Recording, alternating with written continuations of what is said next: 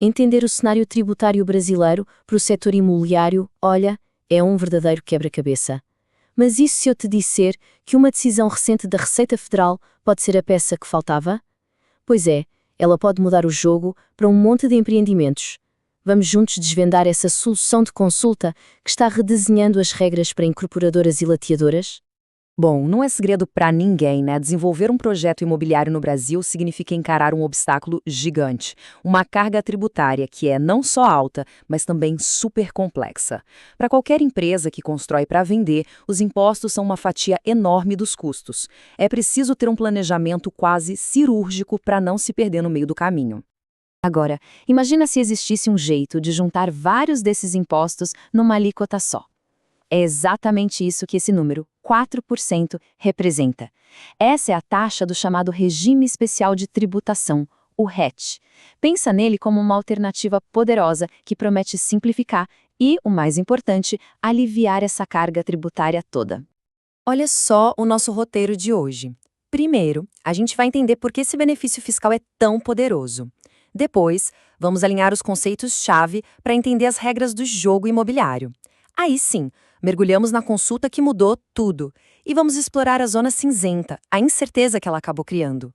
Para fechar, a gente vê algumas estratégias práticas para navegar nesse novo cenário com mais segurança. Então, vamos começar pelo começo. O que é exatamente esse tal de regime especial de tributação, o RET, e por que ele virou o sonho de consumo de tanta gente no mercado imobiliário? O RET, na essência, é um grande simplificador.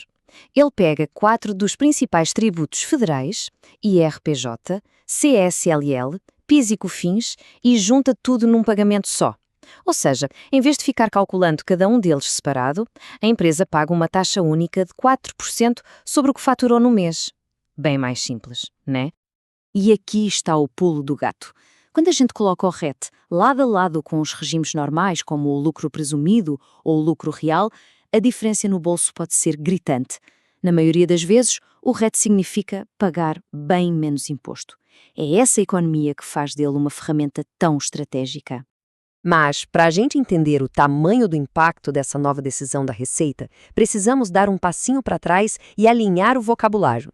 A lei imobiliária foi mudando com o tempo, e 3 conceitos são a chave para decifrar tudo isso. Vamos ver cada um deles. O ponto de partida é a incorporação imobiliária.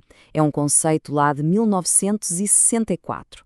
De forma bem simples, é a atividade de construir para vender, seja um prédio inteiro ou uma casa ligada à venda de um lote. Esse é o conceito central, aquele que historicamente sempre deu acesso ao RET. Aí, em 79, veio a Lei do Loteamento, que fala sobre dividir um terreno grande em lotes menores. O detalhe crucial aqui é que, por muito tempo, a lei dizia que quem fazia o loteamento, o loteador, não era um incorporador. Eram coisas diferentes perante a lei. O jogo virou de novo em 2017, com a criação da figura do condomínio de lotes. É um modelo mais moderno. Cada lote é uma unidade separada, mas tem áreas comuns e regras de condomínio, igualzinho a um prédio. A lei de 2017 foi clara. Isso é, sim, um tipo de incorporação imobiliária. Essa linha do tempo deixa tudo bem claro, né? Começamos com a incorporação clássica em 64, passamos pela lei de loteamento em 79, que separava as coisas, e chegamos na modernização de 2017, que trouxe o condomínio de lotes para dentro do mesmo universo da incorporação. É essa evolução que preparou o terreno para o que a gente está vendo agora. E agora sim, chegamos ao coração da nossa análise, a solução de consulta SOSIT número 24 de 2023. Foi essa interpretação da Receita Federal que prometeu trazer luz, mas que, ironicamente, acabou gerando novas dúvidas. Então, qual foi a grande virada de chave? A Receita Federal decidiu que, para fins de imposto, a atividade de loteamento pode sim ser considerada uma incorporação imobiliária. E a consequência disso é que esses projetos agora podem entrar no RET. Mas, atenção aqui, porque tem uma condição fundamental. Não é qualquer loteamento que entra nessa. A regra de ouro é a seguinte: para ter direito ao RT, a venda do lote precisa estar amarrada a um contrato de construção de casa. Vender só o terreno, sem o compromisso de construir, não vale. Ok, a decisão foi um avanço, sem dúvida. Mas ela deixou uma pergunta muito importante sem resposta. E é essa brecha que está criando uma baita insegurança jurídica no setor.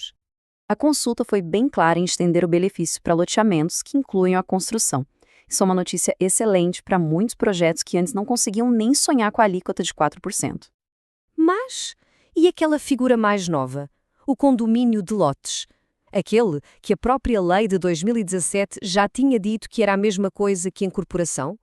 Pois é, a consulta da Receita simplesmente não falou nada sobre ele. Um silêncio que diz muito. E essa omissão é o centro do problema. Ao não mencionar diretamente os condomínios de lotes, a decisão abriu uma porta enorme para diferentes interpretações. Um fiscal pode olhar e dizer que o benefício não se aplica, e isso deixa as empresas totalmente expostas ao risco de serem autuadas. Diante de um cenário de incerteza como esse, ficar parado não é uma opção. Então, o que as empresas podem fazer para se proteger e, quem sabe, ainda conseguir aproveitar os benefícios do RET? Basicamente, a recomendação dos especialistas segue 3 passos. Primeiro, criar estruturas de empresas específicas para cada projeto, como uma SP. Isso ajuda a isolar o risco. Segundo, buscar ajuda especializada, um bom advogado, um bom contador, para analisar o caso concreto. E terceiro, fazer um planejamento tributário super detalhado antes mesmo de começar a obra. Resumindo a história, o cenário atual exige muita estratégia. A complexidade do nosso sistema tributário faz com que um planejamento cuidadoso não seja só uma boa ideia, é uma necessidade absoluta para garantir a segurança jurídica e a viabilidade dos projetos. Isso tudo nos deixa com uma reflexão final, né? Essa complexidade toda, com suas regras, exceções e pontos cegos, ela é só um obstáculo para o crescimento? Ou será que ela pode ser vista como uma oportunidade, onde as empresas mais preparadas, mais bem assessoradas, conseguem sair na frente e criar uma vantagem competitiva? A resposta para essa pergunta pode definir quem tem sucesso no mercado imobiliário brasileiro.